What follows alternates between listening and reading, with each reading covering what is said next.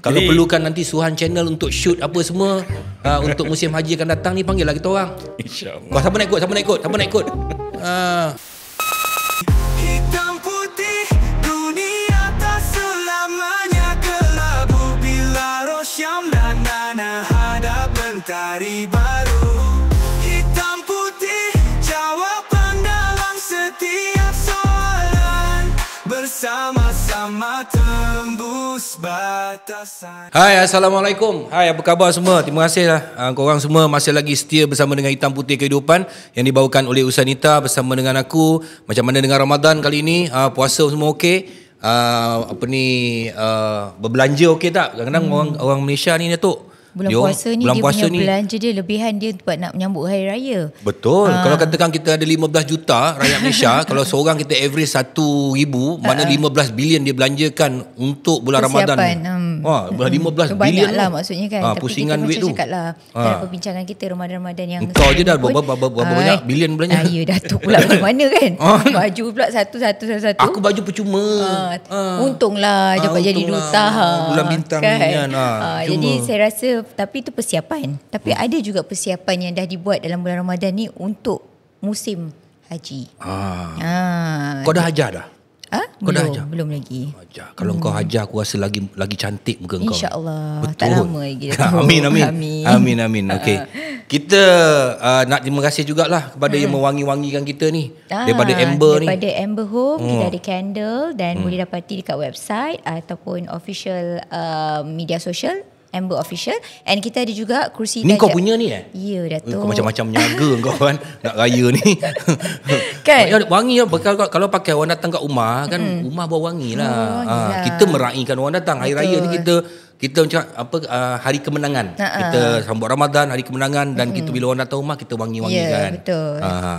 Lepas tu kita ada kursi yang cantik ni daripada Crown Living, Canon Malaysia, Imagine Partner, Benang and Build Design yang taja kapet kita sepanjang musim kelima ni. So dah boleh beli dan menang dengan Benang Build Design sepanjang bulan Ramadan ni, and dapatkan kapet pilihan anda dan berpeluang memenangi perabot dan tilam bernilai RM10,000 mengikut kepada terma dan syarat. Tapi tak lama lagi kapet boleh terbang. Dia pasang kipas macam drone. Wow. Kan? Itu semua teknologi. Yes. Okey, kita nak cerita pasal ni lah, Datuk. Ini persiapan. Persiapan kan? Ramai orang kata rakyat Malaysia ni dia dah buat persiapan untuk orang kata nak pergi mengerjakan ibadah haji. Tapi tajuk kita ni naik haji gigit jari. Naik haji gigit jari. Memanglah yang dapat tu memang dia dapat lah pergi haji. Berapa ramai lagi tak dapat pergi haji? Ramai lagi lah yang tak aku dapat. Rasa kan aku nak buat aku punya ni sendirilah. Buat apa tu? Aku nak macam tabung haji lah. No. Tapi aku nak buat aku punya tabung sendiri. Nak buat tabung sendiri. Tapi orang panggil aku scammer pula nanti. Kan?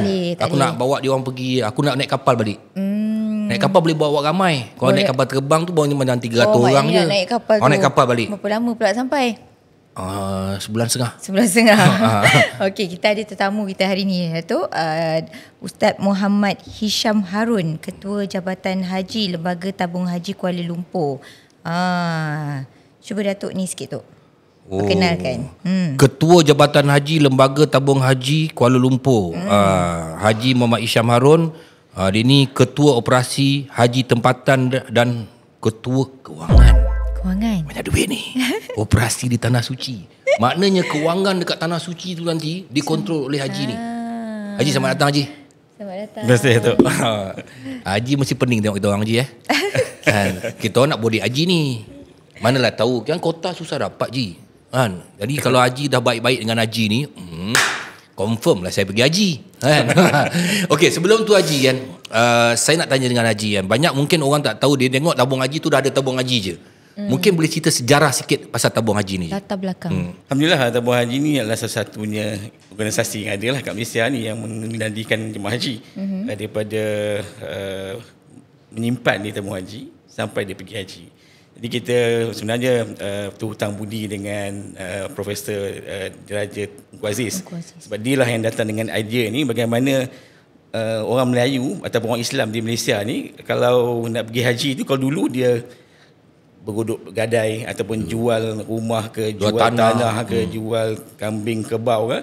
Tapi disebabkan idea dia ni, dia menggalakkan orang kita ni, orang Islam ni menabung sikit-sikit sampailah cukup untuk pergi haji lah. Sebab dulu kalau kita nak simpan duit kat bank, dia ada masalah dengan riba. So jadi sebab itulah dengan adanya nak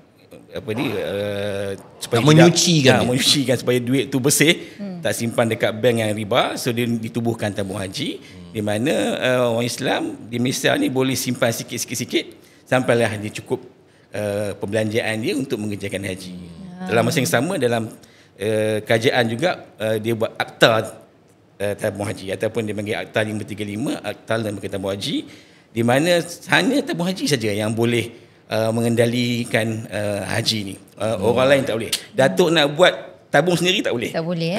Ikut akta tabung haji salah. Salah. Boleh didenda, ditangkap dan dipenjara. Jadi kalau dengar ada orang-orang luar nak buat, dia ada juga syarikat-syarikat yang dipilih oleh tabung haji. Tapi maksudnya kena check lah. Kena check siapakah syarikat-syarikat yang telah dilantik untuk diorang boleh mengendalikan haji. Dia ada tu. Jangan main tabur duit je. Yang itu yang kena sidai tu. Sebab kalau ikut akta tu, yang boleh mengendalikan haji ni cuma tabung haji dan syarat syarikat yang dilesenkan oleh tabung haji. Dilesenkan oleh tabung haji. Dilesenkan oleh tabung haji. Banyak orang tak check tu. Ni haji, dia tak check. Dia nak pergi haji, gaya dah simpan duit ni. Tiba-tiba pom habis. Dia haji kat ni, dia tawar kat air je. Kisah dah dia. Pusing kat air je. Mana kapal terbang aku? Dia pusing kat situ je. Itu haji apa nama dia tu? Haji tak jadi. Haji gigi jari. Okey, jadi bila kata pasal haji ni dia, kita rasa dia melibatkan dengan kos. Dan saban hari saya rasa kos tu ada penambahan, kan? Jadi macam mana tu? Apa faktor yang menyumbang kepada kenaikan kos tu kadang-kadang? Dia kalau kita tengok balik perbelanjaan haji ni, kos yang paling besar sekali ialah kos penerbangan, kos penempatan, penginapan, dan juga kos pengendalian jemaah sewaktu operasi masyair.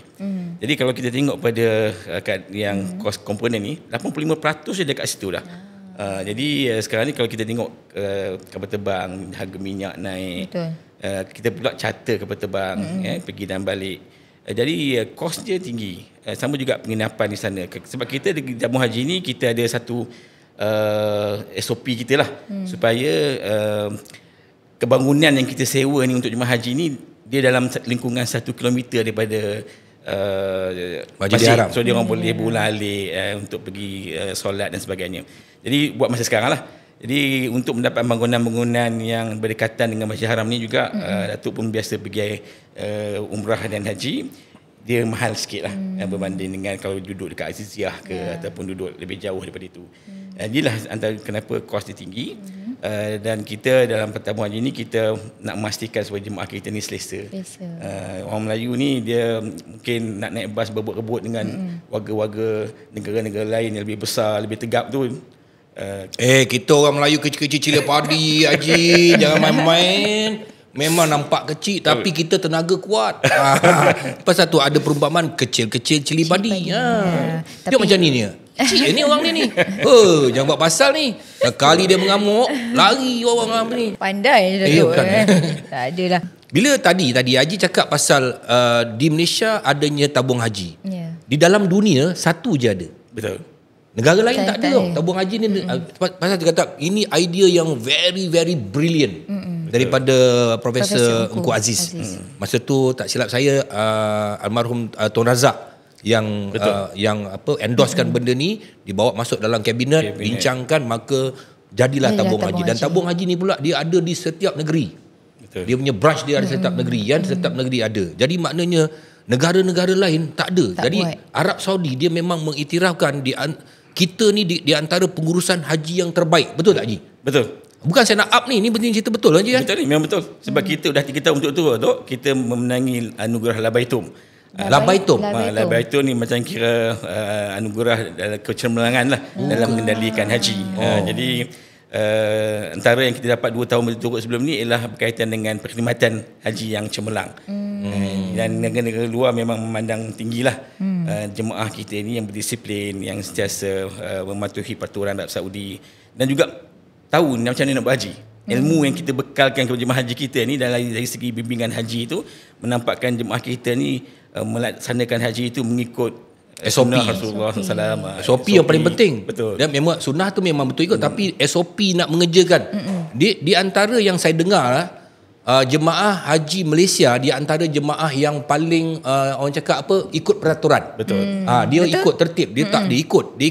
Itu yang paling bagus. Dan satu lagi saya nak tanya dengan Haji, adakah disebabkan terbenanya tabung haji ni maka juga datang juga Islamic Finance dekat Malaysia?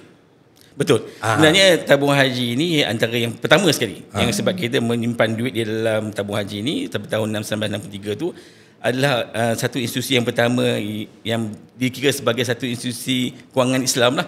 Baru datang Bank Islam pada tahun 1983. Jadi memang saya rasa betul tu tabung haji adalah pencetus kepada Islamic Finance lah di Malaysia, di mana masyarakat Islam simpan duit kat tabung haji untuk pergi haji. Banyak sumbangan tabung haji ni kan. Betul. Kelang kabut dia punya PA kat luar tu. Tak ada soalan ni, mana datang ni soalan dia ni kan. Tapi kan tu, bila kita dah tengok kan ramai masyarakat ataupun rakyat Malaysia ni, khususnya beragama Islam ni, mereka ni nak tahu macam mana fungsinya kuota haji ni, sebab masih ramai lagi orang yang menunggu kan. Ni, jadi haji, ramai orang tak jelas macam mana fungsi ataupun sistem kuota tabung haji ni, sebab ramai orang masih menunggu. Ada orang yang kadang-kadang suami dia dapat panggilan tapi isteri tak dapat kan, lepas tu isteri kena buat rayuan ataupun isteri dapat, suami tak dapat. Jadi macam mana sistem kuota yang dikendalikan oleh daftar hari ni Datuk, daftar hari ni daftar 145 tahun lagi baru nak pergi haji. Macam mana 145 tahun berapa kali mati tu Cik? 2 kali pun tentu lagi lah. Dia macam ni, dia umat Islam kat dunia ni ada dengan 2 bilion. Jadi semestinya yang Makkah, Madinah dan juga Arafah, Mina ni kawasan ni sangat terhad. Jadi apa yang telah dilakukan oleh Kerajaan Arab Saudi ialah hanya 0.1% sahaja daripada umat Islam di negara mana-mana negara di dunia ni akan boleh dibenarkan mengerjakan haji. Itulah kota kita. Maksudnya 0.1% daripada kerakyatan penduduk kita. Islam. Tapi di Malaysia penduduk ni, Islam bukan penduduk campur. Islam. Bukan. Cuma di Malaysia ni special sikit lah. Itu sebab bila kita minta kota tambahan, Menteri Haji akan tanya berapa penduduk Islam di Malaysia. Jadi kita tahu sebenarnya kita ni memang dah ada kota tambahan dah setiap tahun. Jadi alhamdulillah kita dikira sebagai negara Islam dan seluruh penduduk kita dikira macam Islam, dan kita dapat, lepas tu kita dapat 31,600. Penduduk kita dalam 31,000, jadi kita punya kota tu sebenarnya sudah pun melebihi. Jadi kalau kita tengok yang mendaftar haji pula di Malaysia, dah ada 4 juta yang mendaftar haji. Ada yang baru lahir dah didaftarkan haji. Contoh. Jadi untuk menguruskan 4 juta ni, kalau kita bahagikan dengan 31,600 tu, itu yang jadi 1,145 tahun tu. Habis tu macam mana pilihan dia? Kadang-kadang ada orang yang daftar tu, dia daftar tahun ni, contoh. Dia daftar tahun ni, tiba-tiba 2 tahun lagi dia dapat. Tapi orang yang daftar 10 tahun lepas tak dapat. Belum dapat lagi. Ni pilih kasih kot. Tak, ada connection. Sebenarnya tu panggilan haji ni panggilan daripada Allah Subhanahu Wa Taala. Kau aku dah cakap dengan kau, ini semua Allah nak panggil baru jadi. Kau suruh aku tanya soalan ni, aku kena. Tak ada. Saya tanya soalan saya yang Datuk provoke lebih-lebih, kenapa? Dah aku pula. Dia macam ni tu. Dia sebenarnya kita ada 2 cara nak pergi. Satu, kita pergi dengan cara muasasah, menggunakan tabung haji. Satu lagi kita menggunakan package haji, iaitu syarikat-syarikat yang dilesenkan oleh tabung haji. Berapa syarikat tu? Sekarang ni 37 syarikat. 37. Tahun lepas 25 syarikat. Kita dah tambahlah syarikat-syarikat yang boleh mengendalikan haji. Cuma kita dari segi untuk kita nak memudahkan mereka-mereka yang nak pergi haji ni, mereka akan mendaftar dan tahun daftar tu kita dah tahu dah, di tahun 1446 Hijrah dia akan pergi. Tetapi tak semua orang boleh pergi haji pada tahun tersebut. Mungkin ada masalah lain, masalah kesihatan, tak cukup duit dan sebagainya. Biasanya dalam setahun tu dalam 40% menolak nak pergi haji. 40%? Yeah. Ramai. Bila 40% ini adalah daripada 40% ini daripada 31,000 tu, dalam berapa tu? 40%, 31, dalam 12,000. Lebih kurang. Dalam 10-12,000 ni yang kita boleh tebarkan. Tebarkan kepada orang lain. Cara pemilihan dia? Cara pemilihan dia sekarang ni atau angkat undi ke macam tu, bukan? Kita ada sistem yang kita macam satu sistem sekiranya dia macam dah lama mendaftar. Kan? Ada kriteria tertentu dari segi merit lah. Lama mendaftar, duit cukup untuk haji. Kan, kalau misalnya kata dia mempunyai simpanan yang cukup untuk pergi haji, yang sekarang ni kos dia 33,300, kita pun tengok juga tu. Umur juga. Umur ni bukan umur yang tua tau. Kita tengok umur yang tak mana yang boleh orang nak pergi haji. Yang sesuai untuk pergi haji sebenarnya umur 45 hingga 65. Tak ada Ji, orang pergi haji walaupun umur dah tak pergi, first time pergi haji, dia akan jadi kuat Ji kat sana Ji. Doa je. Itu antara pergi haji gigi jari juga tu. Sampai sana masuk hospital tapi kita tak keluar. Betul juga. Jadi umurnya 45. 65 itu adalah umur yang paling baik sebab haji ni melibatkan fizikal. Melibatkan biasanya kalau pergi awal dia nak pergi, dia mesti nak pergi masjid. Betul. Kan, nak buat tawaf, nak buat tawaf sunat, nak buat umrah.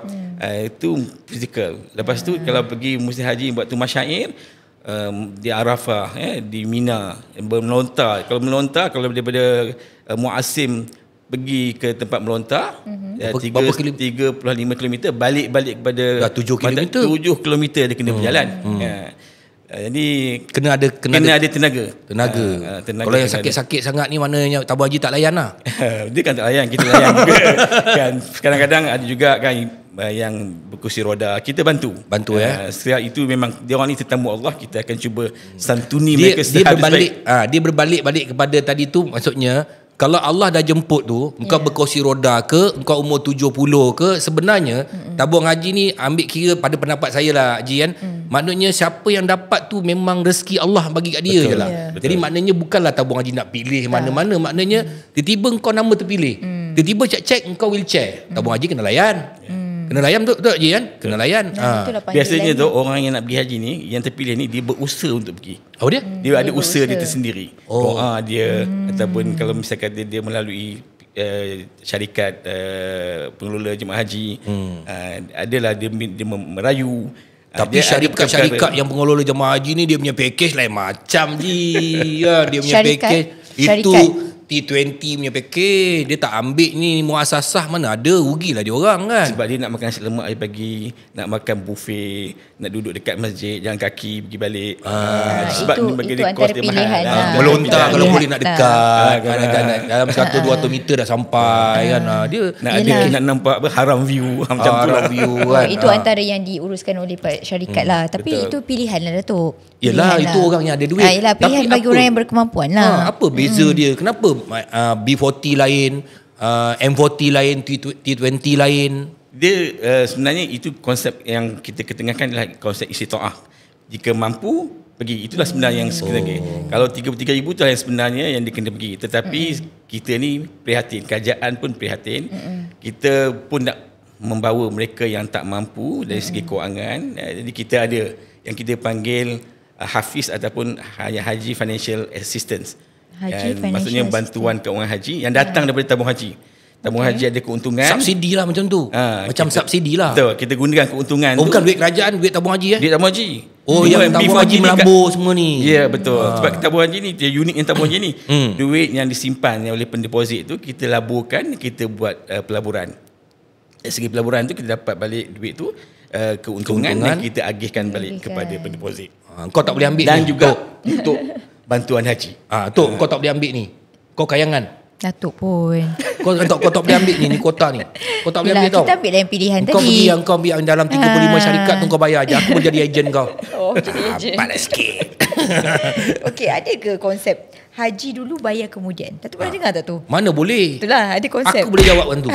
Konsep haji dulu bayar kemudian. Tak boleh. Tak boleh kan? Tak Tapi boleh. ada juga setengah pihak yang dia buat konsep tu. Ada ke? Ada ke je? Ada. Dia maksudnya kalau misalnya katalah sekarang ni harga 33,000, dia kalau merayu nak pergi 33,300. Dia mungkin buat ambil personal loan. Kalau cukup duit dia tak cukup, kalau duit dia ada cuma ada 10,000, dia ambil personal loan 23,000 contoh. Boleh, dia boleh buat. Cuma itu adalah atas urusan ataupun dia punya inisiatif sendiri bagaimana dia nak mencukupkan duit tu. Tapi dari segi hukum dia? Ustaz insya-Allah. Ustaz Fakrul. Okey, tabung haji. Leceh tak nak uruskan dia orang ni? ada 31,600 setiap tahun, 31,600 jiwa, 31,600 perangai.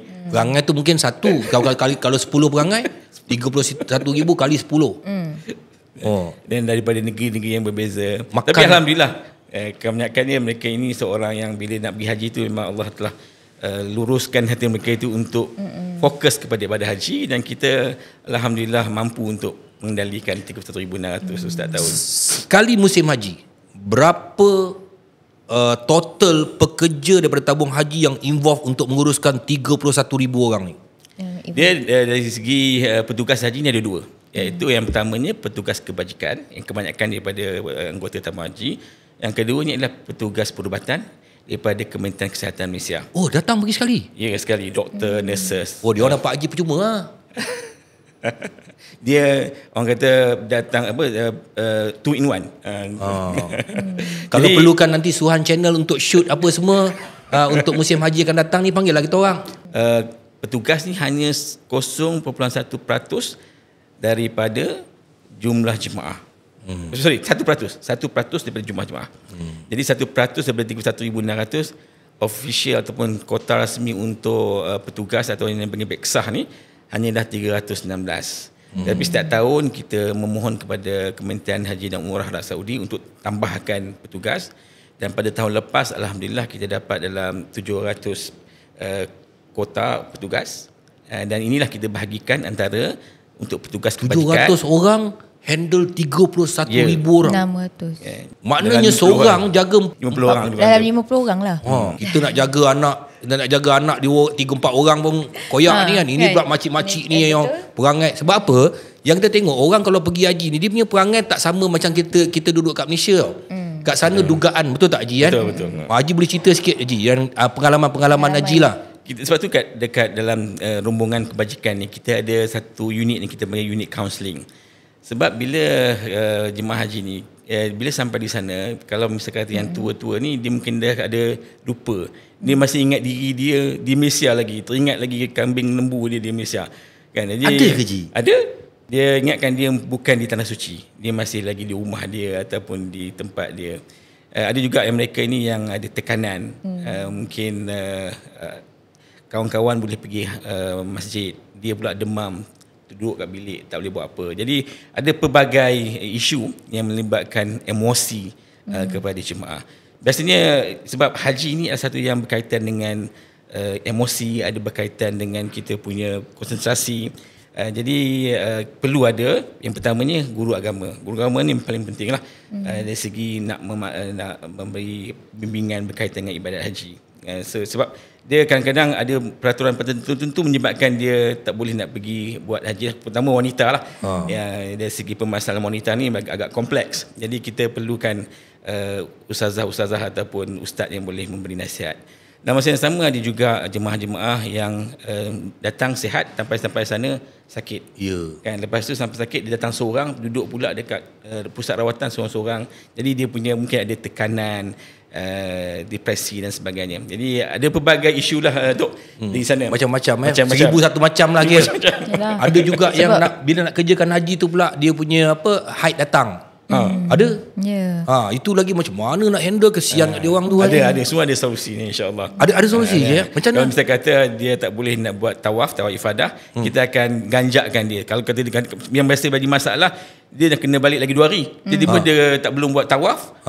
Jadi kita anjakkan dia punya penerbangan balik itu untuk dia mudahkan dia putus haid dia dan boleh Pasal tu saya katakan tadi Dato', orang nak pergi haji ni dia mesti dah putus haid.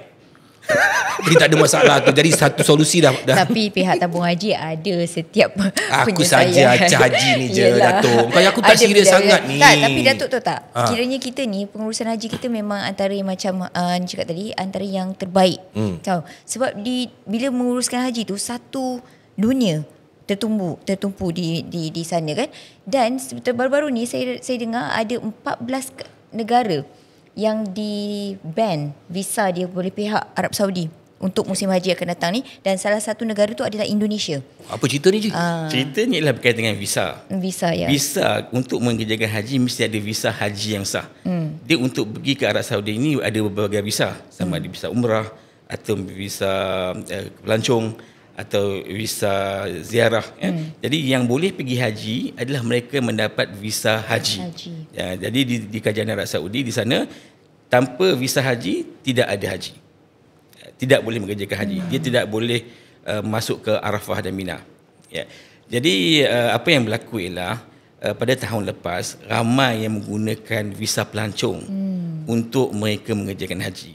Sebab visa pelancong ni mungkin dalam lama, jadi dia overstay, dia tunggu sampai musim haji dia pun nak buat haji. Jadi sebenarnya dia tak boleh. Itu taktik dia lah. Dia nak pergi buat haji menipu pula. Jadi negara-negara ni mungkin ramai dari mereka ni yang pergi dengan visa pelancong, tunggu sampai waktu haji untuk buat haji bersama-sama dengan jemaah haji yang lain. Jadi dia mengganggu peraturan dan juga pengurusan haji oleh kerajaan Arab Saudi. Jadi negara-negara ini walaupun terdapat segelintir daripada rakyat Malaysia yang juga menggunakan visa pelancong, tetapi alhamdulillah dapat kita kawal, dan tabung haji pun sebagai organisasi yang menjaga haji, kita tidak menggalakkan mereka menjaga haji, dan sekiranya ada kita serahkan kepada embassy ataupun kita punya konsulat di sana lah untuk menanganinya. Tetapi itulah, kalau misalnya kata bila rakyat kita ini tidak atau abuse lah, menyalahgunakan visa-visa lain selain visa haji ini, itu yang menyebabkan negara-negara yang 14 tu tidak dapat menunaikanlah ibadah haji pada dia satu ni, dia sebenarnya dia orang ni kadang-kadang dia bila gunakan visa macam tu, dia masuk ada juga DIY. Dia panggil DIY lah ni. Dia DIY, dia dah masuk awal kan. Tapi bila terjadi bermasalahan, contohnya dia rakyat Malaysia, dia dah gunakan visa pelancong, dia lepak sana, dia masuk dalam tu, tiba-tiba jadi masalah, mati, sakit. Dia cari siapa? Tabung haji juga. Padahal dia bukan jemaah tabung haji. Betul. Dia rakyat Malaysia tapi bukan jemaah tabung, tapi akhirnya tabung haji juga yang kena settle. Betul tak, Ji? Betul. Hebat. Dia tahu cerita. Duta tabung haji kan? Duta tabung haji. Tak lama lagi lah. Tak, dia ini yang orang tak nampak. Okey. Visa umrah dengan visa haji dengan visa pelancong. Visa haji ni semuanya akan ditanggung oleh insurans, dia akan tanggung oleh pihak kerajaan Arab Saudi. Betul. Sakit contohnya, masuk hospital percuma. Kalau kau visa pelancong sendiri, tu satu, tu memang dia tak ambil tahu. Tapi akhirnya tabung haji juga kena ambil tahu. Kena uruskan dia orang juga sebab dia G2G kan. Betul. Satu lagi yang saya tengok masa saya buat haji tahun 2016, Arab Saudi punya polis ni dia akan gedah bas. Dia akan gedah bas, dia tahu kalau macam tabung haji ni dia orang tak kacau lah. Yang mana syarikat-syarikat pengendalian ni, dia akan gedah bas tu, dia kata keluarkan kau punya pasport. Dia tengok visa apa. Ada dalam bas saya yang visa pelancong, dia suruh turun pada bas. Sebab tu sebenarnya apa yang tabung haji dah buat ni, pada pandangan saya, ikut peraturan tu untuk memudahkan. Dan juga yang paling penting ialah menjaga nama negara kita di antara pengurusan haji terbaik di dunia. Itu yang paling penting kan. Tapi kadang-kadang dia orang membohong. Bila kau menipu, kau sana nak minta ampun pada Allah. Kan firman Allah pada hari Arafah tu, aku akan turun ke langit yang pertama, datanglah engkau dengan sebanyak pasir sekalipun dosa-dosa engkau, aku akan ampunkan. Itu Allah cakap, aku akan ampunkan. Tapi kat sana kau pergi tu menipu. Tu macam mana tu, Haji? Itu tapi Allah tu usaha dia Maha Penyayang, Maha Pengasih kan. Jadi kita pun tidak tahu dari segi penerimaan dia, tapi kalau dari segi peraturannya salah. Tidak menggunakan visa yang betul untuk mengerjakan haji. Tapi dia usaha. Itu bergantunglah pada Allah SWT nak menerima atau tidak lah. Tetapi ia menyusahkan orang lah. Kan? Jadi mungkin juga mengambil tempat jemaah-jemaah yang sepatutnya berada di situ. Sepatutnya layak. Mengambil hak orang lain. Kalau katakan musim haji, seluruh tu dia punya kota untuk musim haji tu berapa Arab Saudi bagi satu dunia tu? Berapa orang kan ada dekat Masjidil Haram tu? Saya pun tak pasti, tapi biasanya kalau kita tengok dalam berita dalam 3-4 juta ataupun kurang kan. Jadi termasuk juga rakyat mereka sendiri yang mengerjakan haji. Jadi itu dah satu kekangan lah. Maksudnya di Mina itu kawasannya sempit untuk bermabit di Mina tu tak. Jadi sebab itulah tidak boleh kita buka sewenang-wenang untuk mengerjakan haji, sebab dia menyebabkan keselamatan jemaah juga. Bila terlalu ramai, sebab tu bila berlakunya stampede ataupun rempuhan, ia berlaku di Mina. Jadi kita pun tidak mahu benda itu berlaku, menyebabkan jemaah kita cedera ataupun meninggal dunia disebabkan oleh insiden-insiden macam ni lah.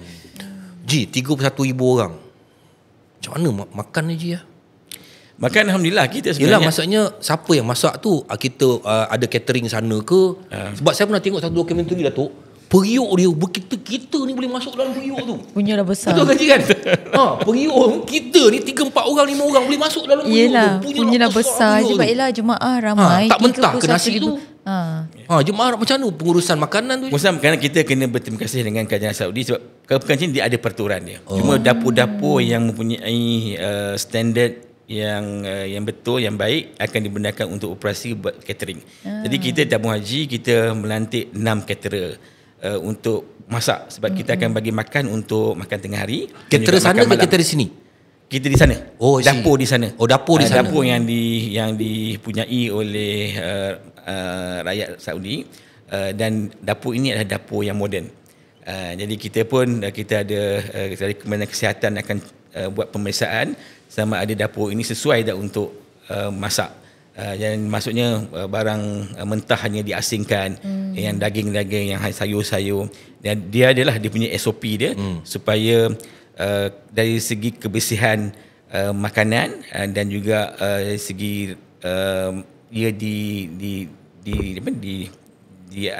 diadunkan untuk jadi nasi, untuk jadi lauk tu mempunyai proses yang betul. Dia ada SOP yang tertentulah yang menepati HACCP,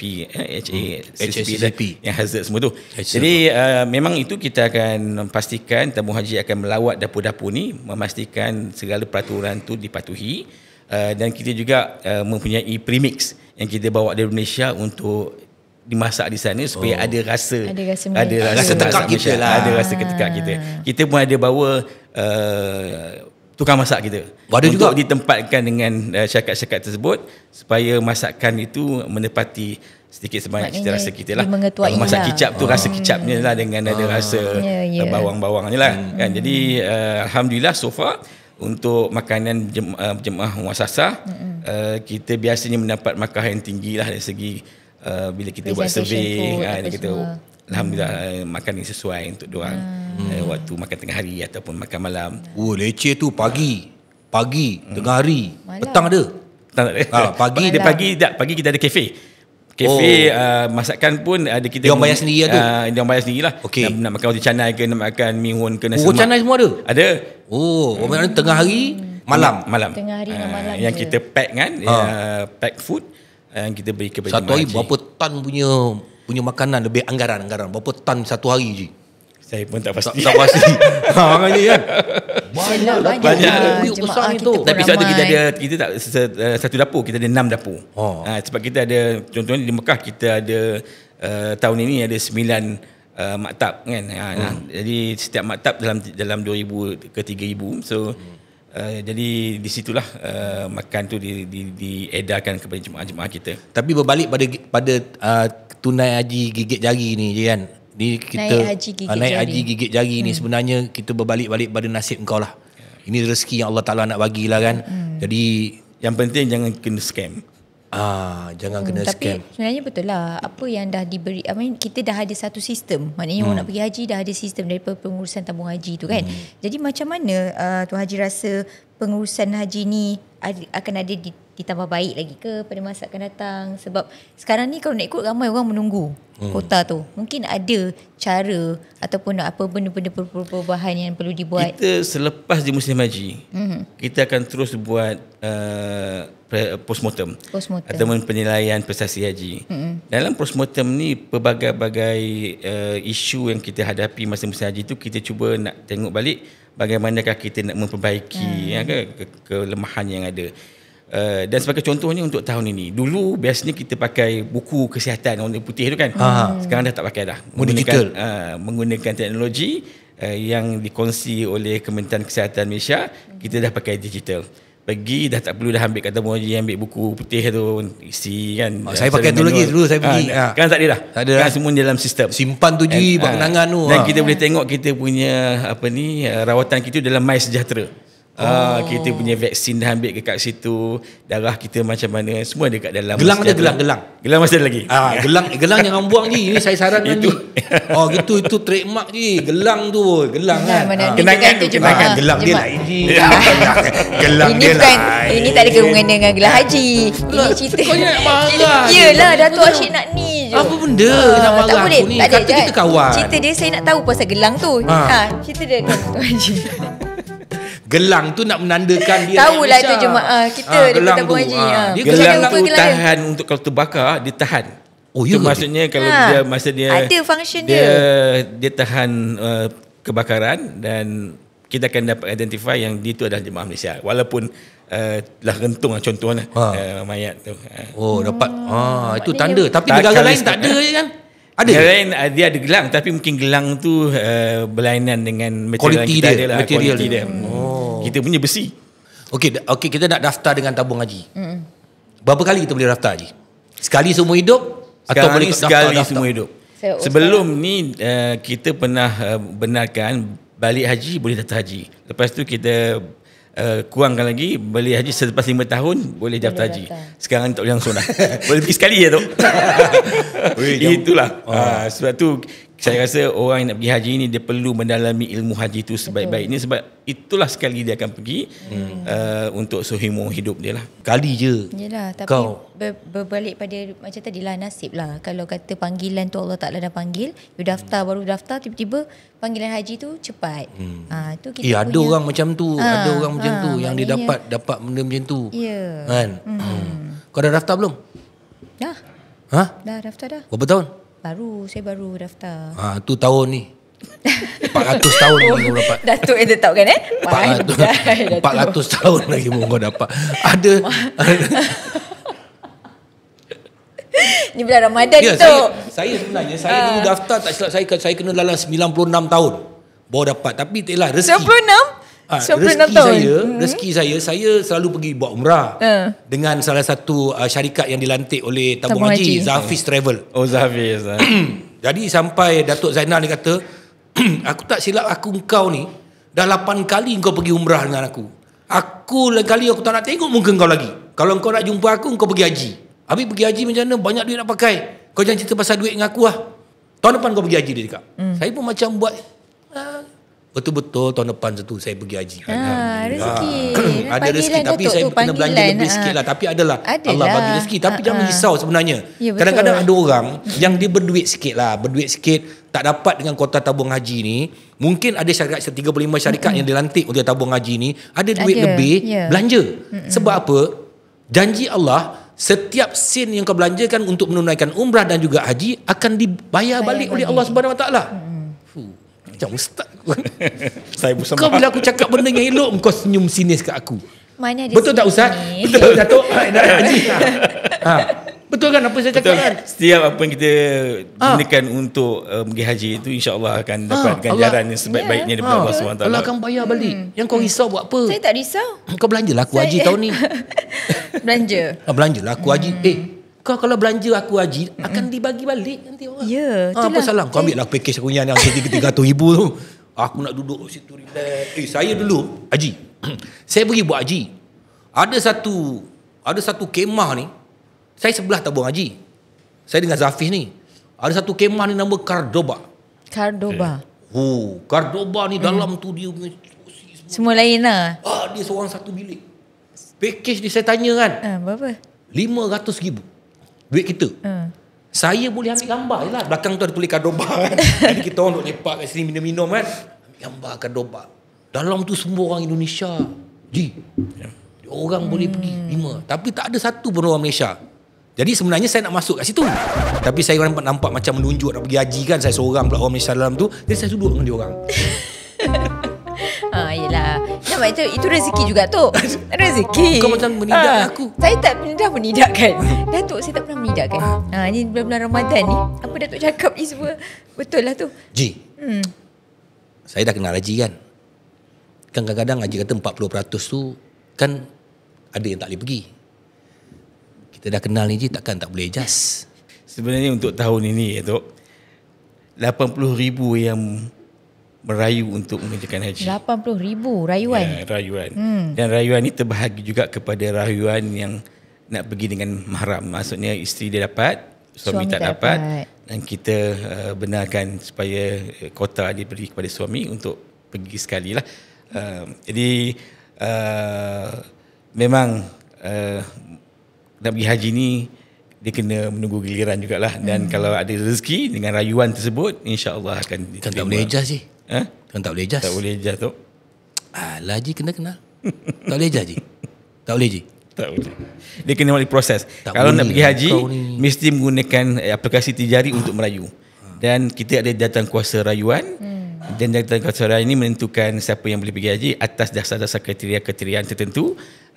Sama ada dari mahram ataupun pengiring kepada orang yang tua, ataupun memang rezeki dia lah terpilih kerana menepati kriteria cukup duit, umur, lama mendaftar dan sebagainya. Kau ni pandai tu kata boleh adjust. Siapa yang kata Datuk yang Kau tengok, pandai pergi tak boleh pandai adjust. cakap. Ini semua ketentuan tuan. Semuanya Kau dah pandai ada semua terma cakap dan syarat boleh adjust, dia. boleh adjust. Pandai. Mana ni? Aku tanya depan-depan ni. Kali Datuk tak payahlah nak minta-minta.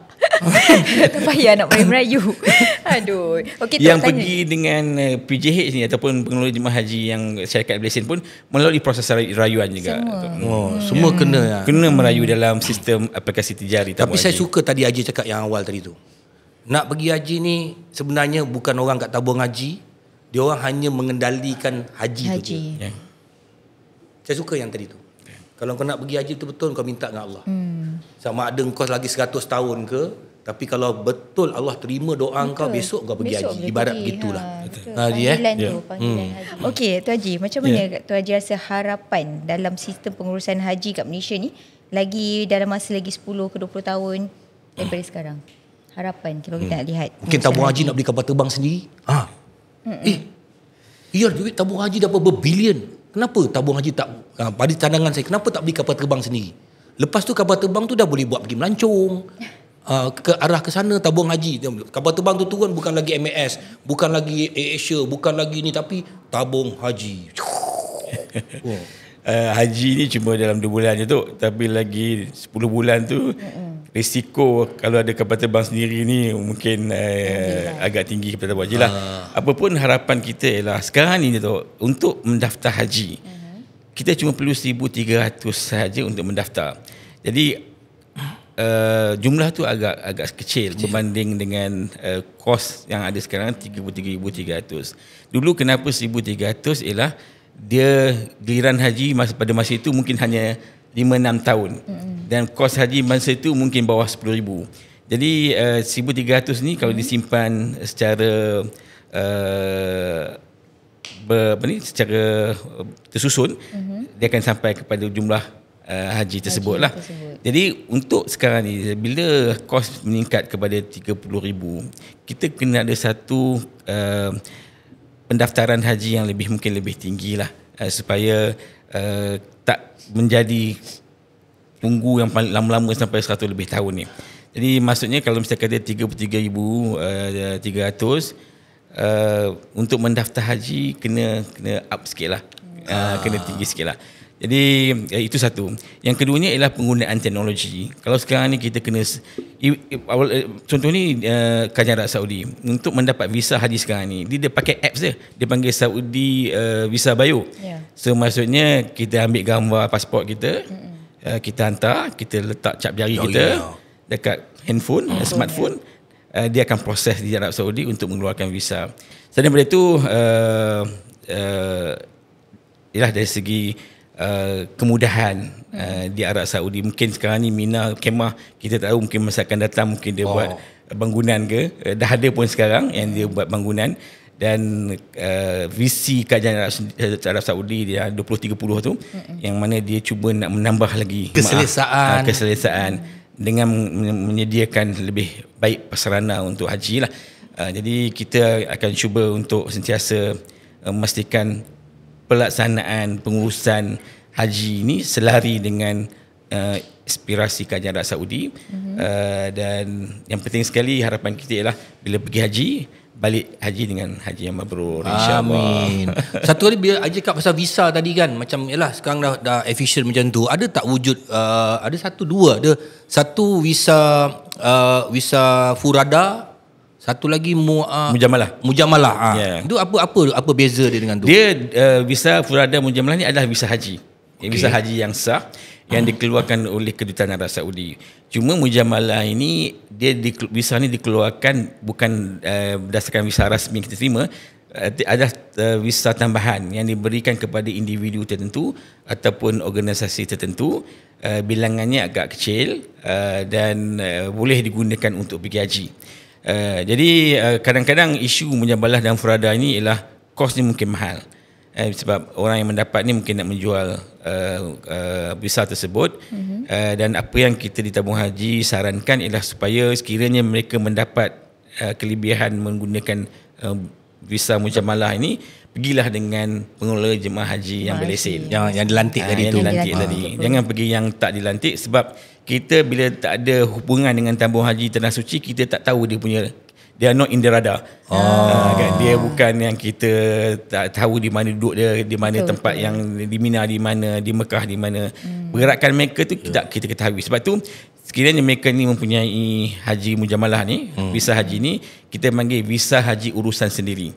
Dan dia ada, kalau menggunakan PJH, menggunakan ejen ni, dia kena bayar sikit kepada tabung haji lah, dalam 2,840. So dia boleh menggunakan semua fasiliti, kemudahan kesihatan, klinik, ambil ubat dan sebagainya. Dia boleh menggunakan kita punya pembimbing jemaah haji. Boleh jumpa ustaz dan sebagainya. Jadi kemudahan-kemudahan yang kita berikan kepada jemaah haji Malaysia boleh dia gunakan. Tapi kalau dia pergi dengan syarikat-syarikat yang tidak dilesenkan, biasanya dia orang dah settle lah semua lah. Kita pun tak tahu dia di mana. Dan jangan Datuk cakap tadi lah, bila mati sakit baru jumpa kita. Dia berbalik kepada akta tabung haji. Cuma mereka yang menggunakan tabung haji atau yang dilesenkan oleh tabung haji sahaja yang boleh menguruskan dan mengendalikan jemaah haji Malaysia. Jadi bila berlaku perkara tersebut secara tak langsung, tidak melalui tabung haji, tidak berdaftar dengan tabung haji, tidak mendapat lesen dengan tabung haji, secara tak langsung adalah bertentangan dengan akta lah. Okey Ji, apa beza servis B40 punya package, M40 punya package, T20 punya package? Apa ada beza ke tak ada beza? Sebenarnya tidak ada beza. Dia bayar lebih. M40 tu dia bayar lebih, mesti dah ada beza. Naik bas yang tu sebab kos ni sama tu. Ya ke? Kos untuk B40, M40 dan T20 kosnya sama, 33,300. Cuma bayaran haji saja berbeza, sebab yang B40 dia bayar 15,000, tabung haji bantu 18,300. Yang M40 bayar 23,500, tabung haji bayar 9,800. Jadi tidak ada beza. Kos sama. Macam mana nak kena pasti dia ni B40? Kalau kata dia M40, lepas tu dia kata dia B40. Kita bekerjasama dengan Kementerian Kewangan Malaysia. Jadi mereka-mereka yang menerima bantuan kerajaan, sama ada sumbangan tunai ramah ataupun sebelum ni dipanggil BRIM, mereka ini dikira sebagai B40. Dan mereka-mereka yang mempunyai gaji melebihi 15,000 sebulan, mereka ini dikira sebagai T20. Kau tak boleh, gaji kau lebih. Datuk bersama duta sana sini. Jadi yang 40 ni yang tak ada dalam B40, tak ada dalam T20, semua kita gabungkan dalam M40. Tapi tabung haji ada juga package yang mahal kan? Dia panggil package, tak ada? Tak ada. Yang 200,000 itu anak syarikat. Anak syarikat tabung haji Travel and Services. Dia sama juga dengan PJH yang lain ataupun pengelola jemaah haji yang lain yang dilesenkan. Yang dilesenkan tadi, tapi dia anak syarikat tabung haji. Tapi dia anak syarikat penuh tabung haji. Sebab dia bagi perkhidmatan yang berbeza dengan muasasah. Dia nak, kalau Datuk nak duduk dekat Darul Tauhid, bilik mahal, maka Haram View ke Kaabah View ke, pergilah dengan TH Travel. Yang muasasah ni duduk dekat maktab pun boleh nampak Kaabah tau. Dekat TV lah. Dia ambil Kaabah tu punya replika. Letak kat tepi katil tu. Nampak Kaabah juga. Jangan main. Kita dulu kecil-kecil tak pernah tengok Kaabah, kita tengok apa? Ingat tak dulu Haji tengok dalam ya tu. Lepas tu dah beratur ramai kat kampung aku ni. Adalah seorang tu pergi haji. Dia pergi haji. Dalam kampung tu kalau seorang pergi haji, memang kecoh lah masa tu kan. Bukan tak semua orang tak mampu. Bila dia balik, dia bawa air zam-zam. Dia bagi minum satu sudu kecil tu. Lagi seorang-seorang rasa. Tak nak telan. Sikit kan. Lepas tu dia bagi tengok tu gambar tu. Kamera tu. Dah beratur panjang ni. Baru aku tengok 5 saat ni belakang. Oi, tak. Sekarang budak-budak sekarang ni tak heran benda tu kan. Semua ada dekat dalam. Jadi bila kita pergi sana, bila kita tengok Kaabah tu macam inilah yang aku tengok daripada kecil bila depan mata aku. Tapi itulah dulu bila orang balik pada haji tu orang memang tunggu. Kan itulah suasana tu kan. Berkat dia tu kan. Memang orang tunggu. Pergi pembuat hantar, semua pergi hantar. Balik tunggu kan. Kenapa sampai 35 hari, 40 hari nak tahan dia orang kat sana ni Haji? Dah habis buat haji tu halau lah balik semua. Sebenarnya dia ada berkaitan dengan penerbangan dan juga penginapan di Tanah Suci. Dan juga keperluan untuk pergi ke Madinah menziarah Rasulullah dan Masjid Nabawi. Jadi apabila kan kita sekarang pergi KT lah, KT1, KT2, KT3 kan. Jadi kita punya bulan haji ni bermula pada 1 Zulkaidah sampailah 15 Muharram. Jadi kita nak menyusun tu.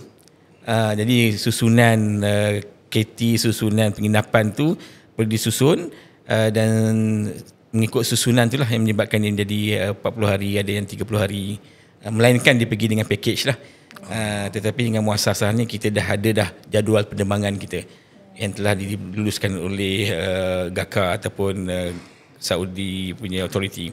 Jadi kita kena ikut peraturan tu lah. Penerbangan tu. Bayangkan ada 3-4 juta nak balik ni kat airport tu macam mana punya ramai. Dalam sehari 212 penerbangan. Tadi Haji dah cakap, ini tabung haji ni syarikat pengurusan haji terbaik di dunia. Dalam Malaysia ada satu, dalam dunia ada satu, dan dia orang dah tahu dah berapa puluh tahun dah menguruskan haji orang semua. Umrah ni dah macam gigit jari je. Macam pejam mata dia bawa orang pergi umrah. Haji ni pun dah tutup sebelah mata je. Maksudnya pengurusan dia sampai ke efisien yang macam tu telah diiktiraf oleh kerajaan Arab Saudi. Dan kita sebagai rakyat Malaysia sebenarnya kita kena berbangga. Siapa-siapa yang tak dapat pergi haji tu sebenarnya kau gigit jari je lah. Memang itu bukan lagi panggilan Allah kepada kita untuk mengerjakan haji ni. Jadi maknanya macam Haji cakap tadi pada awal tadi, orang ini semua saya tahu mesti melalui experience haji. Macam mana kadang-kadang orang tu daftar lambat tapi dia dapat.